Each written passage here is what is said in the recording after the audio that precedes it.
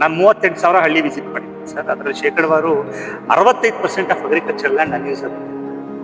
So ಈ unused ಆಗಿರೋ ಬಿದ್ದಿರುವಂಥ land ನಾವು ಯೂಸ್ ಮಾಡ್ಕೊಳ್ಳೋಣ, ಯೂಸ್ ಮಾಡಿ ಬೆಳೆದು ಇಡೀ ಪ್ರಪಂಚಕ್ಕೆ ಹಂಚೋಣ. ಆ ದೇಶದ ರೆವಿನ್ಯೂ ಇಲ್ಲಿ ಬಂದರೆ ನಮ್ಮ ದೇಶದ ಎಕನಾಮಿಕ್ ಬೇರೆ ಹೋಗುತ್ತೆ. ಸೊ 2047 ವರ್ಷದೊತ್ತಿಗೆ, ಅಂದರೆ ಇನ್ನು 20 ವರ್ಷದಷ್ಟೊತ್ತಿಗೆ ನಾವು ದೇಶದ ಎಕನಾಮಿ ನಂಬರ್ 1 ಆಗಬೇಕು, ಟ್ಯಾಕ್ಸ್ ಫ್ರೀ ಕಂಟ್ರಿ ಆಗಬೇಕು ಅಂತ ಡ್ರೀಮ್ ಇಟ್ಕೊಂಡು ನೇಷನ್ ಬಿಲ್ಡಿಂಗ್ ಫೋರಮ್ ಅಂತ ಮಾಡಿಕೊಂಡು ಈ 2 ಸಂಸ್ಥೆನ ಕಟ್ಕೊಂಡು ಕೆಲಸ ಮಾಡ್ತೀವಿ ಸರ್. ಈ NSC ಮತ್ತೆ BSC ಶೇರ್ ಮಾರ್ಕೆಟ್ ಇರುತ್ತೆ ಗೊತ್ತಾ ಸರ್, ಈ ತರ ನಾವೇನ್ ಮಾಡ್ತೀವಿ ಅಂದ್ರೆ ಅಗ್ರಿ ವರ್ಲ್ಡ್ ಟ್ರೇಡ್ ಸೆಂಟರ್ ಅಂತ ಮಾಡ್ತಾ ಇದ್ದೀವಿ ಸರ್. ಇದ್ರ ಮುಖಾಂತರ ಏನಾಗುತ್ತೆ ಅಂತ ಹೇಳಿದ್ರೆ ಎಷ್ಟು ರೇಟು ಯಾವ ವಸ್ತುಗೆ ನಡೀತಿದೆ ಅನ್ನುವಂಥದ್ದು ಪ್ರತಿಯೊಬ್ಬರಿಗೂ ಗೊತ್ತಾಗ್ತಾ ಇರುತ್ತೆ. World's best strategist,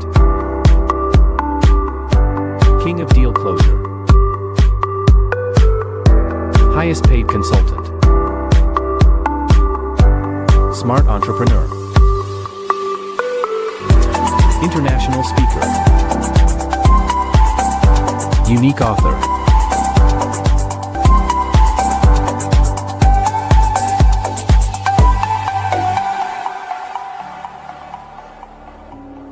ನಮಸ್ಕಾರ.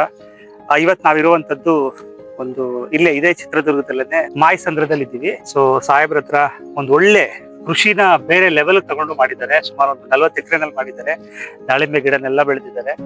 ಸೊ ಅವ್ರ ಬಗ್ಗೆ ಅವ್ರು ಯಾವ ತರ ಅವ್ರ ಎಕ್ಸ್ಪೀರಿಯನ್ಸ್ ಏನು ಅನ್ನುವಂಥದ್ದನ್ನ ತಿಳ್ಕೊಳ್ಳೋಣ ಅಂತ ತುಂಬಾ ಆಸೆ ಆಯ್ತು. ಮತ್ತೆ ನಮ್ಮ ಸಂಸ್ಥೆಯಿಂದ ನಾವು ಏನ್ ಮಾಡ್ತಿದೀವಿ ಅದನ್ನು ಅವ್ರ ಹತ್ರ ಹೇಳಿ ಅವರಿಂದ ಏನೇನ್ ಮಾಹಿತಿ ಸಿಗುತ್ತೆ, ನಾವ್ ಹೇಗ್ ಮಾಡ್ಬೋದು ಅನ್ನುವಂತ ಒಂದು ಮಾಹಿತಿನ ತಿಳ್ಕೊಳ್ಳೋಣ ಅಂತ. ಮೂಲತಃ ಸಾಹೇಬ್ರು ಶಿಕ್ಷಕರು ಅಂತ ಅಂದ್ಬಿಟ್ಟು ಕೇಳ್ಪಟ್ಟೆ, ಅದಕ್ಕೆ ಅವ್ರ ಹತ್ರ ಮಾಹಿತಿ ಕೇಳೋಣ ಅಂತ ಬಂದಿದ್ದೆ. ತಮ್ಮ ಹೆಸರು ಹೇಳ್ಬಿಟ್ಟು ಕೆಲಸ ಮಾತಾಡಿ. ರಮೇಶ್ ಅಂತ. ನಾವು ಕಡೂರು ಮುಂಚೆಯಿಂದನೂ ಟೀಚರ್ ಆಗಿದ್ರು ಒಂದು ಹವ್ಯಾಸ ಕೃಷಿಯನ್ನ ಮಾಡಬೇಕು. ಅದರಲ್ಲೂ ಈ ದಾಳಿಂಬೆಯಲ್ಲಿ ಸಾಕಷ್ಟು ವರ್ಷ ಬೆಳಗಿದ್ದೀವಿ. ಸೊ ಇದನ್ನೇ ಮಾಡಬೇಕು ಅಂತ ಅನಿಸ್ತು. ಸ್ವಲ್ಪ ಆದಷ್ಟು ಒಂಚೂರು ನ್ಯಾಚುರಲ್ ಅಂತ ಸಾವಯವ ಬೇಸ್ ಮೇಲೆ ಮಾಡ್ಬೇಕು ಅಂತ ಅನಿಸ್ತು. ಬಟ್ ಆಗಲ್ಲ. ಬಟ್ ಎಷ್ಟು ಸಾಧ್ಯ ಅಷ್ಟು ಭೂಮಿಗೆ ಕೆಮಿಕಲ್ ಹಾರ್ಡ್ ಮಾಡದೇ ಇರೋದು. ಸಾವಯವ ಅಂತ ಸಿಗ್ತಾ ಇಲ್ಲ ಸರ್, ಸಾವಯವದೆಲ್ಲ ಅನುಕೂಲ ಆಗುವ ಹಾಗೆ. ಅದೇ ಅನುಕೂಲ ಆಗುವ ಹಾಗೆ ಅಂತ ಏನ್ ನಾವು ಜೀವಾಮೃತ ಮಾಡ್ಬೋದು, ಗೋಕೃಪಾಮೃತ ಮಾಡ್ಬೋದು, ಕೆಲವೊಂದು ಕಾಂಪೋಸ್ಟ್ ಮಾಡ್ಬೋದು, ಭೂಮಿ ಫರ್ಟೈಲ್ ಮಾಡ್ಕೋಬಹುದು. ಬಟ್ ಸ್ಪ್ರೇ ಮಾತ್ರ ಐ ಥಿಂಕ್ ಕೆಮಿಕಲ್ ಆಗದೇ ಇರಲೇಬೇಕಾಗುತ್ತೆ. ಅಂದ್ರೆ ಹುಳ ಅಥವಾ ಇರೋ ರೋಗಗಳು ಬರುವಂತೆ ಜಾಸ್ತಿ ಅದಕ್ಕೆ ಹಾಕ್ಲೇಬೇಕಾಗುತ್ತೆ. ಮತ್ತೆ ಇದೀಗ ಇಷ್ಟೊಂದು ನೀವು ಬಂಡವಾಳ ಹಾಕಿ ಮಾಡಿದ್ದೀರಲ್ಲ ಸರ್, ಇದ್ರದ್ದು ಬೈಬ್ಯಾಕ್ ಅಂತ ಪ್ಲಾನ್ ಮಾಡಿದ್ರೆ ಅಥವಾ ಇಲ್ಲ ಮಾಡೋಣ ಆಮೇಲೆ ಏನೋ ಸಿಗುತ್ತೆ ಅಂತ ಗ್ಯಾರಂಟಿ? ಬೈಬ್ಯಾಕ್ ಅನ್ನೋ ಉದ್ದೇಶ ಏನಿಲ್ಲ, ಮಾರ್ಕೆಟಿಂಗ್ ಸಮಸ್ಯೆ ಏನಿಲ್ಲ, ಡಿಮ್ಯಾಂಡ್ ಇದ್ದೇ ಇರುತ್ತೆ. ಶಿಕ್ಷಕರೇ ಎಷ್ಟು ಸರ್ ತಮ್ಗೆ ಏಜ್? 62 ಇಯರ್ಸ್. ಸಾರು ಎಷ್ಟು ಕಾನ್ಫಿಡೆಂಟ್ ಆಗಿ ಹೇಳ್ತಾ ಇದಾರೆ. ಮಾರ್ಕೆಟಿಂಗ್ ಇಲ್ಲ ಅನ್ನುವಂತ ರೈತರು ಮುಂದೆ ಮಾರ್ಕೆಟಿಂಗ್ ಇದ್ದೇ ಇರುತ್ತೆ, ಭಯ ಯಾಕೆ ನನಗೆ ಸಿಕ್ಕುತ್ತೆ ಅಂತ ಮಾತಾಡ್ತಾ ಇದಾರೆ. ಐ ಲೈಕ್ ಸರ್, ಅದಕ್ಕೆ ಹೇಳಿದ್ದೇಳಿ ಸರ್. ಅಲ್ಲ, ಹಿಂದೆ ಎಲ್ಲ ಮಾರ್ಕೆಟ್ ಮಾಡ್ಕೊಂಡ್ ಬಂದಿದೀವಿ. ಈಗ ಕನಿಷ್ಠ ಅಂತೂ ಇದ್ದೇ ಇರುತ್ತೆ ಮಾರ್ಕೆಟಿಂಗ್. ಏನ್ ನಾವು ತುಂಬಾ 50 ರೂಪಾಯಿ ಇದ್ದಾಗಲೂ ಬೆಂಗಳೂರೆಲ್ಲ ಹೊಡ್ತೀವಿ. ಏನ್ ಇದು ಟೊಮೊಟೊ ತರ ಏನ್ ಬಿಸಾಕತ್ರ ಏನ್ ಇರಲ್ಲ. ಸೊ ಹಂಗಾಗಿ ಎಷ್ಟರ ಸಿಗೋದು ಬಿಡೋದು ಆಮೇಲೆ ಧೈರ್ಯವಾಗಿ ಮಾಡ್ತೀವಿ. ಧೈರ್ಯವಾಗಿ ಮಾಡೋಣ. ಇವಾಗ ಎಷ್ಟು ಎಕರೆ ಹಾಕಿದ್ದೀರಾ ಸರ್? ಈಗ ಟೋಟಲಿ ಇದೊಂದು 25 ಎಕರೆ ಬೋರ್ಡ್ರಿ, ಮತ್ತೆ ಆಚೆ ಒಂದು 25 ಎಕರೆ ಬೋರ್ಡ್. ಅದನ್ನ ಜಸ್ಟ್ ಸಣ್ಣ ಗಿಡ. ಎಷ್ಟು ವರ್ಷದ್ದು ಸರ್ ಇದು ಕೃಷಿ? ಜಸ್ಟ್ 15 ಮಂತ್ಸ್ ಆಗಿದೆ. ಅಲ್ಲ, ಎಷ್ಟಕ್ಕೆ ಬೆಳೆಯುತ್ತೆ ಸಂಪೂರ್ಣ ಫಲ ಕೊಡ್ಬೇಕು? ಈಗ ಇದು ನೆಕ್ಸ್ಟ್ ಮಂತ್ ಸೆಪ್ಟೆಂಬರ್ ಬಿಡ್ತಾ ಇದೆ. ಇದ್ರಲ್ಲಿ ಹೊಡೆದ್ ಬಿಡ್ತಾ ಇದ್ವಿ. ಅತ್ಲಾಗೆ 6 ಮಂತ್ ಹೆಚ್ಚು ಕಡಿಮೆ ಮಾರ್ಚ್ ಏಪ್ರಿಲ್ ಬರ್ತದೆ. ಅಂದ್ರೆ ಆಲ್ಮೋಸ್ಟ್ 15+7 ಒಂದು 2 ವರ್ಷದ ಬೆಳೆ. 2 ವರ್ಷದ್ದು 2 ವರ್ಷಕ್ಕೆ ಆಯ್ತು. 2 ವರ್ಷ 1 ಪ್ಲಸ್ ಆರ್ 1 ಇಯರ್ ಆ ಕಡೆ ಈ ಕಡೆ 1 ಮಂತ್. ಈ ಹೊಂಡದಿಂದಾನೇ ನೀರೆಲ್ಲ ಕಡೆ ಸಪ್ಲೈ. ಸೊ ನೀರಿಗೆ ನಿಮ್ಗೆ ಕೊರತೆ ಇಲ್ಲ, ಇಲ್ಲಿ ಯಾವಾಗ್ಲೂ ಶೇಖರಣೆ ಆಗ್ತಾ ಹೋಗುತ್ತೆ. ಇಲ್ಲಿಂದ ನೀವು ಎಲ್ಲ ದೂರ ತಲುಪಿಸೋದು. ಆಮೇಲೆ ನಿಮ್ ಬಗ್ಗೆ ಒಂದು ಶಾರ್ಟ್ ಆಗಿ ಹೇಳ್ಬಿಡಿ ಸರ್, ಹೇಗೆ ಇದು ಮರುಭೂಮಿ ಆಗಿತ್ತು, ಇಲ್ಲಿ ಬಂದು ನೀವು ತಗೊಂಡಿದ್ದು ಅದನ್ನ ಎಲ್ಲ ಹೇಳ್ತಾ ಇದ್ರೆ ಇಂಟ್ರೆಸ್ಟಿಂಗ್ ಆಗಿತ್ತು, ಅದ್ ವೀಕ್ಷಕರನ್ನು ಕೇಳಲಿ ಅಂತ. ಭೂಮಿ ಅಂದ್ರೆ ಎಲ್ಲಾ ಕಲ್ಟಿವೇಶನ್ ಮಾಡಿದ್ದಿಲ್ಲ, ಬಟ್ ನಮಗೆ ಈ ತರ ಸ್ಲೋಪ್ ಭೂಮಿ ಬೇಕಿತ್ತು. ದಾಳಿಂಬೆ ಬೆಳೆಯಕ್ಕೆ ಯಾವತ್ತೂ ಹಿಂಗ್ ಸ್ಲೋಪ್ ಇರ್ಬೇಕು. ಭೂಮಿ ಎಲ್ಲ ಸಾಕಷ್ಟು ಬೇರೆ ಬೇರೆ ಕಡೆ ಎಲ್ಲ ನೋಡಿದ್ವು.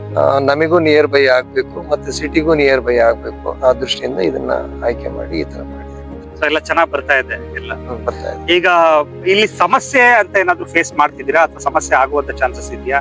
ಯಾಕಂದ್ರೆ ನಾವು ಹುಡುಕ್ತಾ ಇರೋದೇ ಪ್ರಾಬ್ಲಮ್ ಸ್ಟೇಟ್ಮೆಂಟ್. ನಮ್ ಸಂಸ್ಥೆ ಉದ್ದೇಶ ಏನಪ್ಪಾ ಅಂತಂದ್ರೆ ಪ್ರಾಬ್ಲಮ್ ಇದ್ರೆ ಅದಕ್ಕೆ ಸೊಲ್ಯೂಷನ್ ಕೊಡ್ಬೇಕು ಅಂತ. ಈಗ ಎಲ್ಲಾ ಕಡೆ ಪ್ರಾಬ್ಲಮ್ ಅಂತ ಹೇಳಿದ್ರು, ರೇಟ್ ಇಲ್ಲ ಅಂದ್ರು, ಬಂಡವಾಳ ಇಲ್ಲ ಅಂದ್ರು, ಎಲ್ಲ ರೈತರು ಏನೇನೋ ಹೇಳಿದ್ರು. ಅದಕ್ಕೆಲ್ಲ ನಮ್ಮ ಸಂಸ್ಥೆಯಿಂದ ನಾವು ಬಂಡವಾಳ ಹಾಕ್ತಾ ಇದೀವಿ, ಅವ್ರು ನೇರ ಮಾರುಕಟ್ಟೆ ಕೊಡ್ತಾ ಇದೀವಿ. 2 ಸಂಸ್ಥೆ ಓಪನ್ ಮಾಡಿದೆ ಸರ್ ಅದಕ್ಕೆ ಅಂತ. ಒಂದು FPO, ಇನ್ನೊಂದು ಪಬ್ಲಿಕ್ ಲಿಮಿಟೆಡ್ ಕಂಪ್ನಿ ಮಾಡಿದೀವಿ. ಇದು ಸೂಪರ್ ಮಾರ್ಕೆಟ್. ಇಲ್ಲಿ ರೈತನಿಗೆ ಬಂಡವಾಳ ಹಾಕಿ ಬೆಳೆಯುವಂಥದ್ದು, ಬೆಳೆದಿದ್ದನ್ನು ತಗೊಂಡು ಸೂಪರ್ ಮಾರ್ಕೆಟ್ ಇಂದ ಮಾರ್ಕೆಟ್ ಮಾಡುವಂಥದ್ದು, ಇರುವಂತ ಎಕ್ಸಿಸ್ಟಿಂಗ್ ಚಾನೆಲ್ ನ ಯೂಸ್ ಮಾಡಿ ಮಾಡುವಂಥದ್ದು ನಮ್ಮ ಉದ್ದೇಶ. ಸೊ ಇಡೀ ಕರ್ನಾಟಕನ ನಾನು ಒಂದು ಡಿವೈಡ್ ಮಾಡಿದ್ದೀನಿ. ಕರ್ನಾಟಕನ 6 ಝೋನ್ ಆಗಿ ಮಾಡಿ, ಆ ಝೋನ್ ಕೆಳಗಡೆ ಡಿಸ್ಟ್ರಿಕ್ಟ್ಸ್, ಅದ್ರ ಕೆಳಗಡೆ ತಾಲೂಕು, ಅದ್ರ ಕೆಳಗಡೆ ಹೋಬಳಿ, ಅದ್ರ ಕೆಳಗಡೆ ಪಂಚಾಯತಿ, ಅದ್ರ ಕೆಳಗಡೆ ಹಳ್ಳಿ. ಸೊ ಪ್ರತಿ ಒಂದು ಹಳ್ಳಿಯಿಂದನೂ ಕೂಡ ಏನ್ ಅವಶ್ಯಕತೆ, ಏನ್ ಬೆಳಿಬಹುದು, ಆ ಸಂಪನ್ಮೂಲನ ಯೂಸ್ ಮಾಡ್ಬೇಕು ಅಂತ.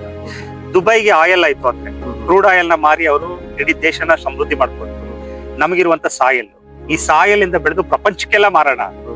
ನಾನು 38,000 ಹಳ್ಳಿ ವಿಸಿಟ್ ಮಾಡಿದ್ದೀನಿ ಸರ್. ಅದರಲ್ಲಿ ಶೇಕಡವಾರು 65% ಆಫ್ ಅಗ್ರಿಕಲ್ಚರ್ ಲ್ಯಾಂಡ್ ಅನ್ಯೂಸ್ ಆಗಿದೆ. ಸೊ ಈ ಅನ್ಯೂಸ್ ಆಗಿರೋ ಬಿದ್ದಿರುವಂತ ಲ್ಯಾಂಡ್ ನಾವು ಯೂಸ್ ಮಾಡ್ಕೊಳ್ಳೋಣ, ಯೂಸ್ ಮಾಡಿ ಬೆಳೆದು ಇಡೀ ಪ್ರಪಂಚಕ್ಕೆ ಹಂಚೋಣ. ಆ ದೇಶದ ರೆವಿನ್ಯೂ ಇಲ್ಲಿ ಬಂದ್ರೆ ನಮ್ಮ ದೇಶದ ಎಕನಾಮಿ ಬೇರೆ ಹೋಗುತ್ತೆ. ಸೊ 2047 ಅಷ್ಟೊತ್ತಿಗೆ, ಅಂದ್ರೆ ಇನ್ನ 20 ವರ್ಷದಷ್ಟೊತ್ತಿಗೆ ನಾವು ದೇಶದ ಎಕನಾಮಿ ನಂಬರ್ 1 ಆಗುತ್ತೆ, ಟ್ಯಾಕ್ಸ್ ಫ್ರೀ ಕಂಟ್ರಿ ಆಗ್ಬೇಕು ಅಂತ ಒಂದು ಡ್ರೀಮ್ ಇಟ್ಕೊಂಡು ನೇಷನ್ ಬಿಲ್ಡಿಂಗ್ ಫೋರಮ್ ಅಂತ ಮಾಡ್ಕೊಂಡು ಈ 2 ಸಂಸ್ಥೆನ ಕಟ್ಕೊಂಡು ಕೆಲಸ ಮಾಡ್ತೀವಿ ಸರ್. ನಮ್ಗೆ ನಿಮ್ ಕಡೆ ನಿಮ್ಮಂತವ್ರಿಂದ ಸಲಹೆನೂ ಬೇಕು, ಒಂದು ಮತ್ತೆ ಮಾರ್ಗದರ್ಶನನೂ ಬೇಕು. ಯಾಕಂದ್ರೆ ಇದು ಸಾಮಾನ್ಯವಾದ ಕೆಲಸ ಅಲ್ಲ ಸರ್.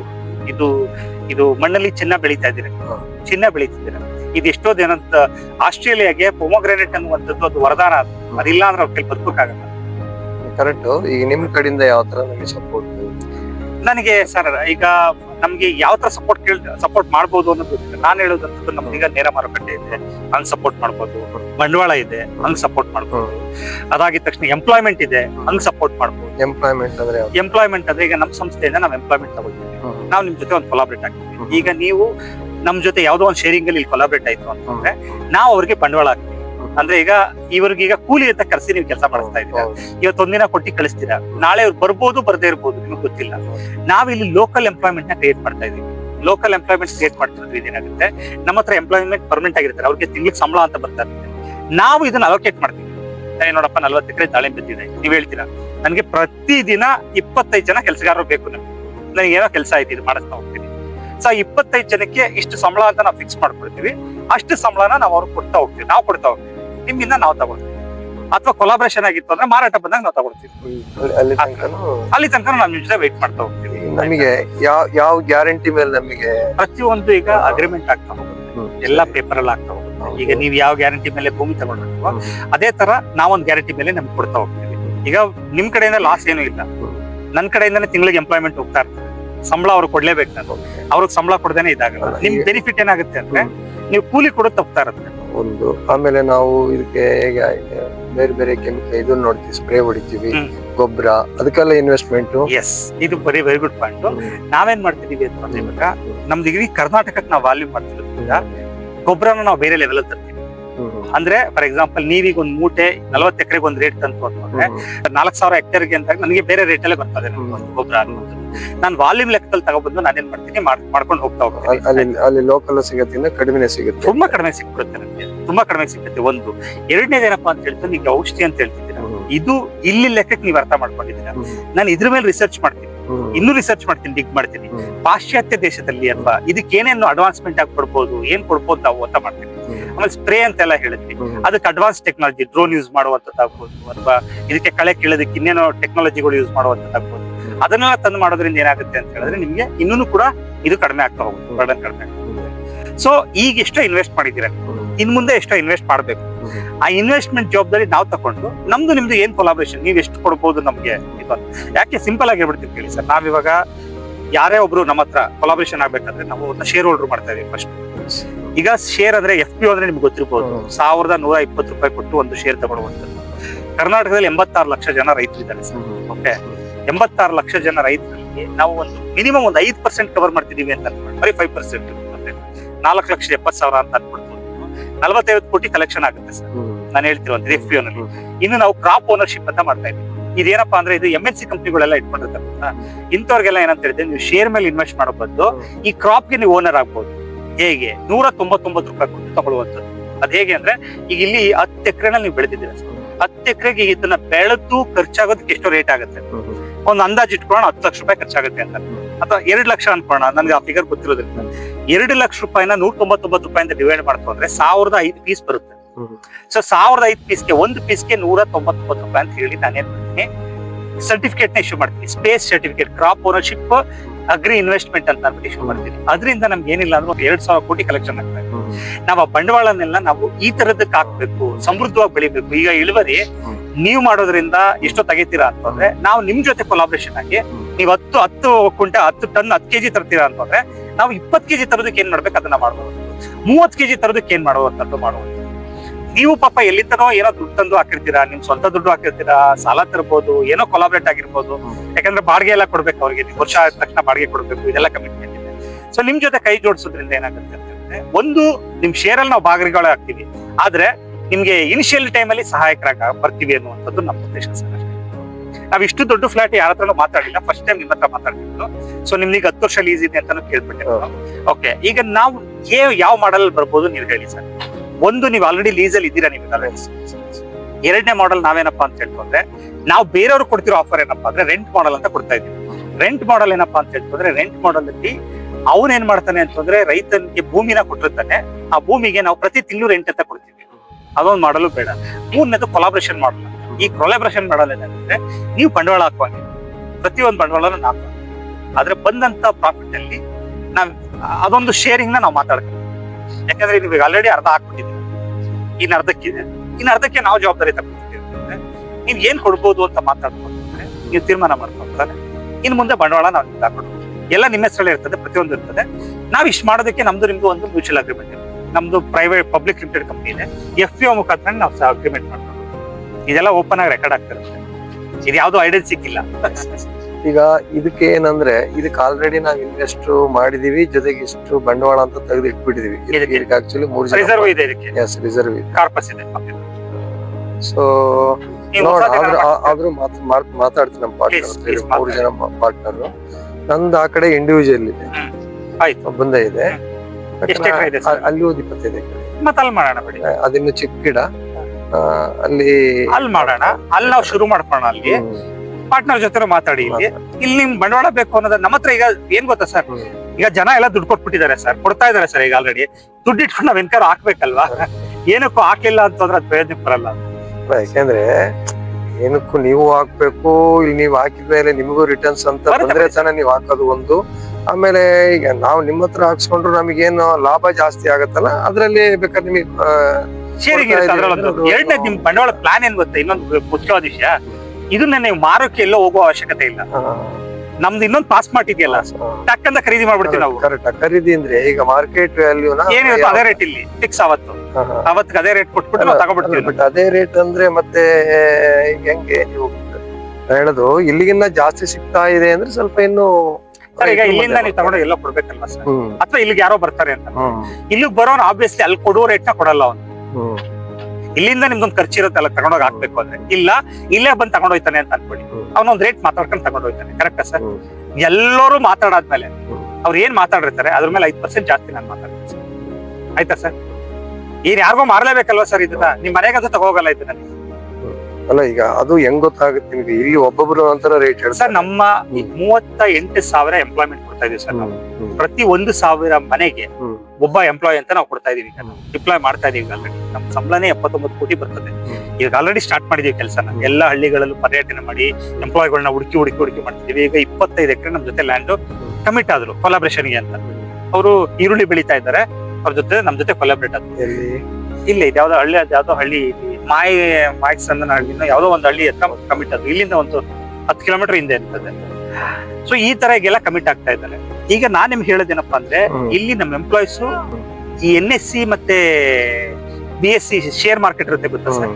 ಈ ತರ ನಾವೇನ್ ಮಾಡ್ತಿದೀವಿ ಅಂದ್ರೆ ಅಗ್ರಿ ವರ್ಲ್ಡ್ ಟ್ರೇಡ್ ಸೆಂಟರ್ ಅಂತ ಮಾಡ್ತಾ ಇದೀವಿ ಸರ್. ಇದ್ರ ಮುಖಾಂತರ ಏನಾಗುತ್ತೆ ಅಂತ ಹೇಳಿದ್ರೆ, ಎಷ್ಟು ರೇಟ್ ಯಾವ ವಸ್ತುಗೆ ನಡೀತಿದೆ ಅನ್ನುವಂಥದ್ದು ಪ್ರತಿಯೊಬ್ಬರಿಗೂ ಗೊತ್ತಾಗ್ತಾ ಇರುತ್ತೆ.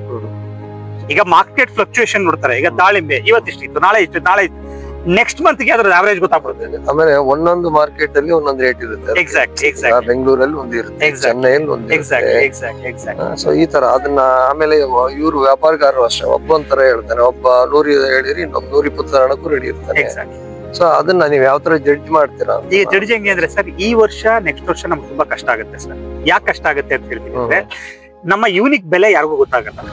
ಬಟ್ ಆಮೇಲೆ ಏನಾಗುತ್ತೆ ಅಂದ್ರೆ, ಅಗ್ರಿಸಿಸ್ ನೆಟ್ಟೇನೆ ಮೊನೋಪೊಲಿ ಮಾಡ್ಕೊಂಡಿರುತ್ತೆ. ಮೊನೋಪೊಲಿ ಇನ್ ದ ಸೆನ್ಸ್ ಅದನ್ನ ರಾಜ್ಯ ಆಳೋಕಲ್ಲ, ರೇಟ್ ನ ನಮ್ಗೆ ಜನಕ್ಕೆ ಗೊತ್ತಾಗುವಂಗ್ ಸಿಕ್ಕುವಂತದ್ದು. ಅಂದ್ರೆ ಇದ್ರ ರೇಟ್ ಇಷ್ಟೇ ಅಕ್ಯುರೇಟ್ ಆಗುವಂತದ್ದು. ಈಗ ನೀವು ಇದಕ್ಕೆ 1 ಲಕ್ಷ ಬಂಡವಾಳ ಹಾಕಿದೀರಾ ಅಂದ್ರೆ ಒಬ್ಬ ರೈತನಿಗೆ 1.5 ಲಕ್ಷ ಸಿಕ್ಲೇಬೇಕು.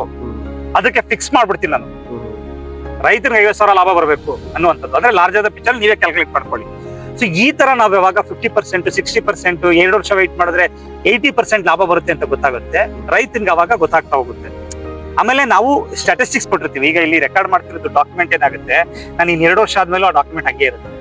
ಅದೇ ತರ ಇವತ್ತಿನ ರೇಟು ನಾಳೆ ರೇಟು ಎಲ್ಲ ಡಾಕ್ಯುಮೆಂಟ್ ಆಗ್ತಾ ಹೋಗುತ್ತೆ ಗೊತ್ತಾ. ಅದರಿಂದ ನೀವು ಅದ್ರ ರಿಪೋರ್ಟ್ ತಗೊಳ್ತದೆ ಗೊತ್ತಾಗ್ಬಿಡುತ್ತೆ, ಇದರ ಬೆಲೆ ಇಷ್ಟೇನೇನೆ, ನಾವು ಮೋಸ ಹೋಯ್ತಿದ್ದೋ 120 ಕೋಟಿ ಮೋಸ ಹೋಯ್ತಿದ್ದೋ ಅಥವಾ 100 ಕೋಟಿ ಮೋಸ ಹೋಯ್ತಿದ್ದೋ, ಇವತ್ತು ಇದ್ರದ್ದು ಆಕ್ಚುಯಲ್ ಬೆಲೆ ಇಷ್ಟು, ನನ್ನ ಖರ್ಚು ಇಷ್ಟು ಬೀಳ್ತಾ ಇದೆ, ಇಷ್ಟು ಲಾಭ ಬರ್ತಾ ಇದೆ ಅನ್ನುವಂಥದ್ದು ನಾಳೆ ಎಜುಕೇಟ್ ಆಗ್ತಾ ಶುರುವಾಗುತ್ತೆ ಸರ್.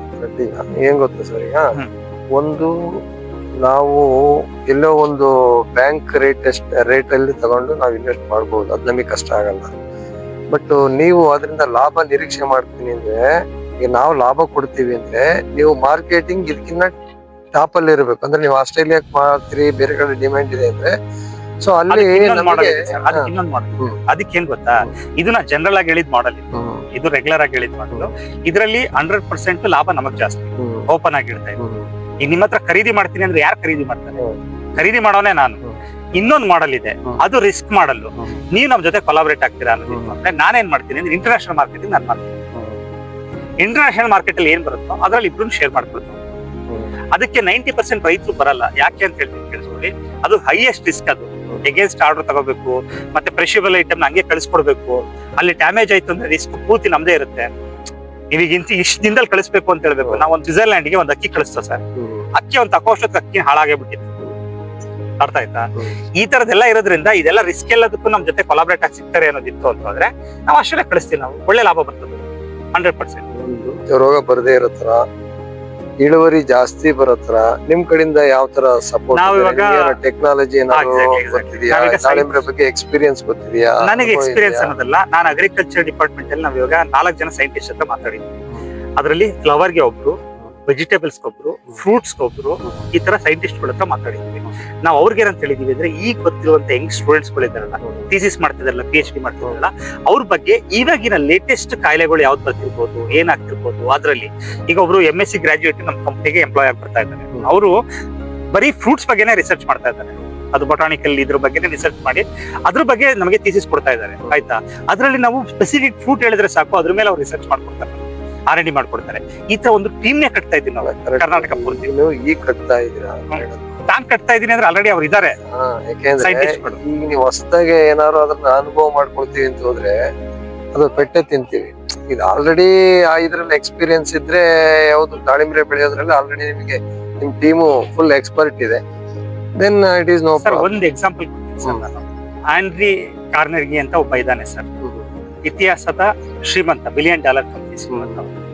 ಅವ್ನು ಮಾಡಿದಂತ ಬಿಸ್ನೆಸ್ ಯಾವ್ದು ಗೊತ್ತಾ ಸರ್? ಸ್ಟೀಲ್, ಕಬ್ಬಿಣದ ಬಿಸ್ನೆಸ್. ಅವ್ನು ಶುರು ಮಾಡಿದಾಗ ಅವ್ನ ಅದ್ರ ಬಗ್ಗೆ ಎಕ್ಸ್ಪೀರಿಯನ್ಸ್ ಇರಲಿಲ್ಲ. ಅವನೇನ್ ಮಾಡ್ದ ಗೊತ್ತಾ, ಎಕ್ಸ್ಪೀರಿಯನ್ಸ್ ಇರುವಂತ ಎಲ್ಲಾ ಟೀಮ್ ತಂದು ದುಡ್ಡೇ ಆಗ್ತಾ. ಅರ್ಥ ಆಯ್ತಾ ಸರ್? ಇವತ್ತು ನಾನ್ ಮಾಡಿಕೊಟ್ಟಿರೋದು ಅಗ್ರಿಸಿಸ್ಟೆಂಟ್ ಅಲ್ಲಿ ನಾನ್ ರೈತ ಅಲ್ಲ ಸರ್, ಓಪನ್ ಆಗಿ ಹೇಳ್ತೀನಿ, ನಾನು ರೈತ ಅಲ್ಲ. ಬಟ್ ವ್ಯವಸಾಯದಲ್ಲಿ ಎಕ್ಸ್ಪೀರಿಯನ್ಸ್ ಇರುವಂತ ಒಂದು ದೊಡ್ಡ ಸಮೂಹನೇ ಕಟ್ತಾ ಇದ್ದೀನಿ ನಾನು. ನೀವು ನಂಬಲ್ಲ, ನಾವು ಸ್ಯಾಲರಿನ ಫಿಕ್ಸ್ ಮಾಡಿದ್ವಲ್ಲ 79 ಕೋಟಿ ಹೆಂಗ್ ಬರ್ತಾ ಇದೆ ಅಂತಂದ್ರೆ, ನಾವು CEO ಇಟ್ಟಿದೀವಲ್ಲ, ಅವರೆಲ್ಲ ಬೇಸ್ ಬಂದು ಅಗ್ರಿಕಲ್ಚರ್ ಸಂಬಂಧಪಟ್ಟಿರುವಂತವ್ರು. ಅರ್ಥ ಆಯ್ತಾ? ಅವ್ರಿಗೆ ನಾವು ಹೇಳಿರುವಂತದ್ದು ನಾವು ಇದು ಕೊಡ್ತೀವಿ. ಈಗ ದಾಳಿಂಬೆ ಅಂತ ಕಾನ್ಸೆಪ್ಟ್ ಕೊಟ್ಟಿದ ತಕ್ಷಣ ಪ್ರಪಂಚದಲ್ಲಿ ಎಲ್ಲೆಲ್ಲಿ ದಾಳಿಂಬೆ ಬೇಕು, ಯಾವ್ಯಾವ ತರ ಕ್ವಾಲಿಟಿ ಬೆಳ್ಕೊಡ್ಬೇಕು, ಏನ್ ಮಾಡ್ಬೇಕು, ಅದ್ರದ್ದೆಲ್ಲ ರಿಪೋರ್ಟ್ ರೆಡಿ ಮಾಡ್ಕೊಡ್ತಾರೆ. ಅರ್ಥ ಆಯ್ತಾ ಸರ್? ನಾ ತಗೊಳ್ತಿರೋದು ಯಾರೋ ಫ್ರೆಶರ್ ಅಂತ ತಗೊಳ್ತಾ ಇಲ್ಲ, ಎಲ್ಲ 20 ವರ್ಷ 25 ವರ್ಷ ಎಕ್ಸ್ಪೀರಿಯನ್ಸ್ ಇರುವಂತವ್ರನ್ನ ತಗೊಂಡು ಟೀಮ್ ಕಟ್ಕೊಂಡು ಕೆಲಸ ಮಾಡ್ಕೊಂಡು ಹೋಗ್ತಾ ಇದ್ದೀವಿ. 7 ವರ್ಷ ಆಯ್ತು ಸರ್ ಇದು ಶುರು ಮಾಡಿ. 7 ವರ್ಷ R&D ಮಾಡಿದೀನಿ ಸರ್. 38,000 ಹಳ್ಳಿ ವಿಸಿಟ್ ಮಾಡಿದ್ದೀನಿ ಸರ್. ಇದೆಲ್ಲ ರಿಸರ್ಚ್ ಮಾಡಿ ಇವಾಗ ಇದಕ್ಕೆ ಬಂಡವಾಳ ಬೇಕಾಗಿತ್ತು, 2,000 ಕೋಟಿ ಬಂಡವಾಳ ಬೇಕಾಗಿತ್ತು. ಈಗ ಬಂಡವಾಳನ ರೆಡಿ ಮಾಡ್ಕೊಂಡು ಈಗ ಪಬ್ಲಿಕ್ ಲಿಮಿಟೆಡ್ ಕಂಪ್ನಿನ ಮಾಡಿದೀನಿ ಇವಾಗ.